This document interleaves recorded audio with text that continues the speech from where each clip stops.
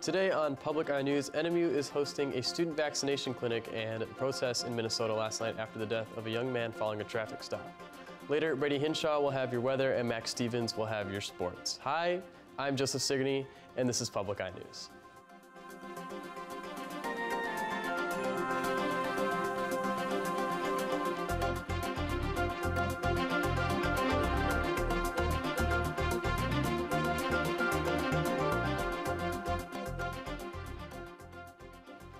The NMU Health Center is holding 2 student-only vaccination clinics. These are the one-shot Johnson & Johnson vaccines. They are free and require no insurance. However, you must be 18 years or older to be eligible to receive the Johnson & Johnson vaccine. Vaccination appointments are open to a full-time, part-time students and are on a first-come, first-served basis. The vaccination clinics will be held in the former cafeteria of the Northern Center. Governor Gretman-Whitcher vowed Sunday to keep pushing the White House for more vaccines as Michigan sees a COVID-19 spike, as Michigan has the highest rate of new coronavirus infections in the U.S. The state reported 6,900 cases Saturday and 74 more deaths, including 57 compiled from a review of past records. Whitmer on Friday urged a 2-week suspension of in-person high school classes, youth sports, and indoor dining. She asked for voluntary compliance of mask wearing and social distancing. President Joe Biden has said Michigan will receive more federal resources to support vaccination testing and treatments, but not additional vaccines. Despite the governor's urge, most high schools in Upper Michigan will continue with face-to-face learning this week. Norway Vulcan High School announced it is switching to remote learning, and North Elementary in Iron Mountain is doing the same. In a letter to parents, Marquette Area Public School Superintendent Bill Saunders explained his decision to continue with in-person learning at Marquette Senior High School, saying, quote, "With no data to suggest any transmission of COVID-19 is happening within our walls, with few current active cases on our dashboard, with our local health system not currently strained by COVID-19, with a student-parent option for online learning at any time, I have made the decision to keep our high school open for face-to-face education and continue with athletic participation until the data suggests this isn't a prudent move," end quote. And with COVID-19 patients filling up in hospitals in Michigan and new cases surging, some hospital leaders are calling on the state to impose new restrictions to get Michigan's caseload under control. News Channel 3's Andrew Feather is in Kalamazoo. Shifting staff and restricting visitors. Bronson Methodist Hospital is making changes to accommodate an influx of COVID-19 patients. We are nimble, we are flexible, and we are proactive in figuring out ways to make sure that we can continue to deliver the care that the community needs. Dr. Martinson Arnon is Chief Clinical Officer for Bronson Healthcare Group. He says the increasing number of COVID-19 positive patients is a major concern for healthcare providers. We've done everything we can to make this wave very different from previous ones because we have the benefit of experience. In the last 6 weeks, the number of people hospitalized at Bronson and Kalamazoo has almost tripled. Statewide, it's quadrupled to almost 3,700 people. COVID-19 hospitalizations are increasing in every age group. Hospitalization rates among middle-aged adults are increasing twice as fast as people 60 and older who have higher vaccination rates. It gives us a good sign that vaccination coverage is helping to reduce our hospitalizations among older individuals. A model from the state health department projects by early next week, hospitalizations could top 4,500, breaking the state's record set in April of last year. Michigan Medicine is now canceling some surgeries to accommodate the number of COVID-19 patients. In a tweet, the chair of the Department of Surgery at the University of Michigan calls on Governor Whitmer and the state health department to implement new restrictions, saying, quote, "We need some help." Stay tuned. After this break, we'll be back with your national and international news. Last night was a tragedy. Akai Gurley was shot and killed by police officer Peter Liang. The charges are manslaughter in the 2nd degree. As a Chinese officer, they threw him under the bus. My nephew's life was taken. 100,000 Chinese Americans come out. What do you want? It is not because he's Asian that we're going after him. We were going after that institution that killed Akai. Tonight at 10 on WNMU-TV.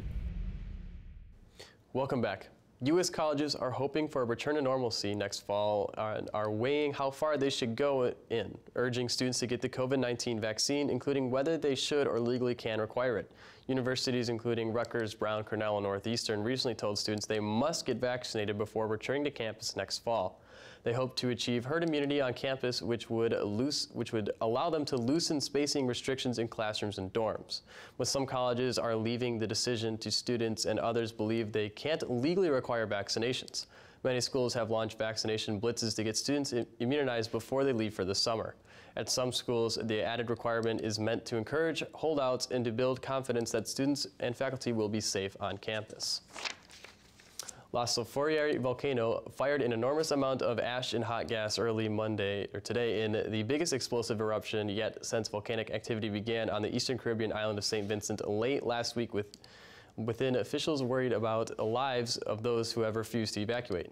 There were no immediate reports of injuries or death, but government officials were scrambling to respond to the latest eruption, which was even bigger than the first eruption that occurred Friday morning.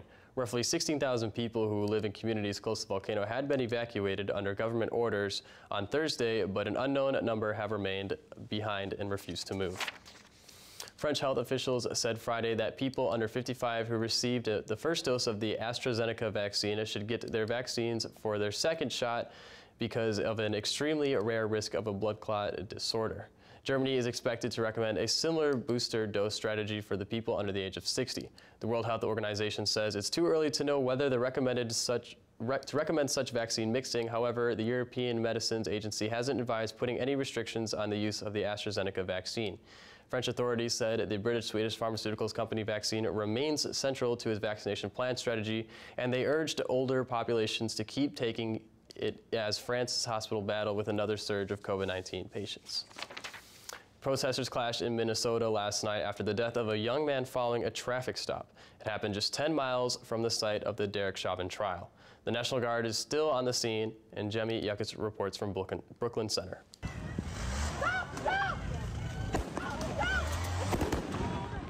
Marching through the city, protesters met a line of officers at the Brooklyn Center Police Department who used flashbangs and tear gas to try to break up the group.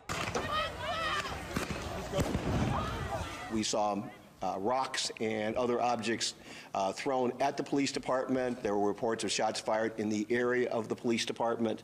Earlier in the day, dozens gathered in the same spot where family says Dante Wright was killed by police. What do we want? Justice! What do we want now? His mother, Katie Wright, says Dante called her right before the incident. Said he was getting pulled over by the police, and I said, well, why did you get pulled over? He said they pulled him over because he had air fresheners hanging from the rearview mirror. He didn't deserve to be shot and killed like this. The 20-year-old allegedly drove away when police say officers tried to arrest him on an outstanding warrant. One officer fired a shot at the car and hit Wright, who allegedly continued driving several blocks before hitting another car. Wright died at the scene and no one else was seriously injured. Police are investigating and say dash and body cameras appear to have been activated at the time. The shooting took place just 15 miles from where George Floyd was killed by Minneapolis police last May. As the murder trial of Derek Chauvin continues today, residents say this adds to the hurt. Pain and grief. I mean, trauma.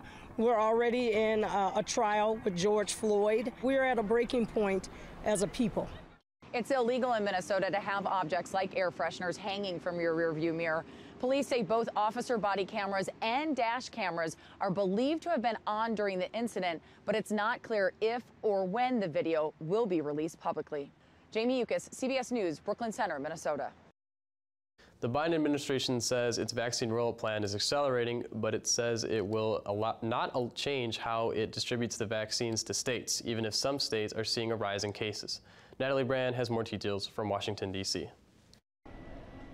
The U.S. set a new one-day record for vaccine shots delivered this weekend. Andy Slavitt, the White House's senior COVID response advisor, tweeted 4.6 million doses were administered Saturday alone. We're administering shots at a record pace, and we're adding millions more each week. Michigan, which is seeing the country's biggest surge in new cases, is asking for more vaccines to be diverted to the state. What's happening in Michigan today could be what's happening in other states tomorrow, and so it's on all of us to recognize If we can squash where we're seeing hot spots, it's in everyone's best interest. But the Biden administration says it will not surge doses to state hotspots. The answer to that is to really close things down, to go back to our basics, to go back to where we were last spring, last summer, and to shut things down, to flatten the curve, to decrease contact with one another. The CDC says the rise in cases in the upper Midwest can be traced to the variant first detected in the UK and is being spread more easily among school-aged children,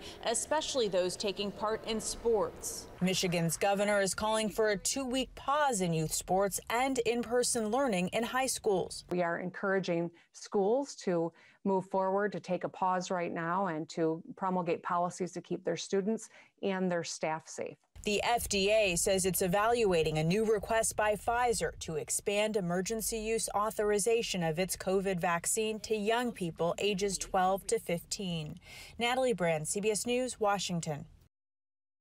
After this break, we'll be back with your weather and sports. Stay tuned. We were just trying to be scientists. There's a playbook, and it was written by men. You get used to being invisible. Being left off an email, not being invited to a collaboration where you're the clear expert. It was bullying. How many great discoveries have just been lost to us because we didn't have the eyes to see? Picture a scientist on Nova. Wednesday night at 9 on WNMU-TV. And welcome back. I'm weatherman Brady Hinshaw, and behind me on this beautiful NMU campus, it's some gray skies with looks like it's starting to rain. But looking at our current conditions, we have mostly cloudy skies with a temperature of 44 degrees, winds out of the east at 6 miles per hour, and barometric pressure of 29.68, and falling looking towards tonight, we have rain with a low of 39, winds out of the southwest at 6 miles an hour. Now, if we look towards tomorrow, it's some more rain with a high of 45, winds out of the southwest at 7 miles an hour.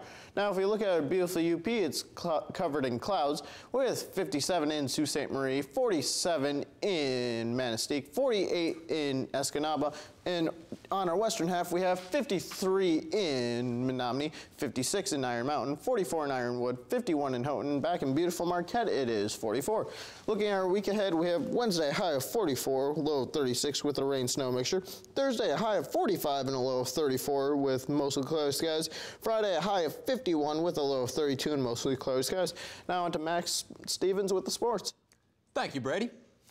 It was a rough weekend of baseball for the Detroit Tigers as they were swept in their 3-game series with the Cleveland Indians. On top of the 3 consecutive losses, the Tigers lost starting pitcher Julio Teheran to a shoulder injury he suffered while warming up to make his second start in a Tigers uniform on Friday. The Tigers could also be without Miguel Cabrera for a while as he was pulled from Saturday's 11-3 loss with a biceps strain. Without Cabrera, the Tigers lacked veteran options on offense, and it showed on Sunday as the Tigers could muster only 4 hits and fell to the Indians 5-2. Detroit now heads to Houston to begin a 3-game series with first pitch of Game 1 tonight at 8:10. Casey Mize will start on the mound for Detroit while Zach Greinke gets the nod for Houston. Recapping some of last night's action in the NBA, the LA Clippers notched a 131-124 win over the Detroit Pistons. Marcus Morris Sr. and Paul George led the way for the Clippers with a combined 65 points as they won their 5th straight game, the NBA's longest active winning streak. The Milwaukee Bucks cruised to a 124-87 win over the Orlando Magic despite missing reigning MVP Giannis Antetokounmpo for the 5th straight game. The Boston Celtics outscored the Denver Nuggets 31-8 in the 4th quarter as they stormed to a 105-87 win, while the San Antonio Spurs stole a 119-117 win over the Dallas Mavericks, courtesy of a game-winning jumper with half a second remaining from DeMar DeRozan, who had 33 points on the night. And as reported yesterday by ESPN's Adrian Wojnarowski, former MLB slugger Alex Rodriguez and billionaire Mark Lore are finalizing a deal to purchase the NBA's Minnesota Timberwolves and WNBA's Minnesota Lynx from majority owner Glenn Taylor. Taylor will continue to hold control over both teams for the next 2 years, with Rodriguez and Lore taking over in 2023. Taylor had announced he was looking for a buyer last July, and with that, that's all the time we have for you today on Public Eye News. Thank you so much for joining us. We'll see you again tomorrow.